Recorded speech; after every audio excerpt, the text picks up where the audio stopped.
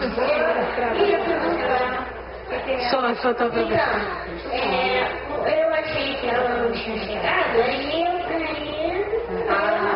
Tudo bem, então apresenta de novo, vai. E agora, para finalizar com chave de ouro, Ana Regina. Ele aprende rápido. Responsabilidade. Ele aprende rápido. Eu vou falar também uma poesia, já que o homenageado é Luiz Antônio Pimentel.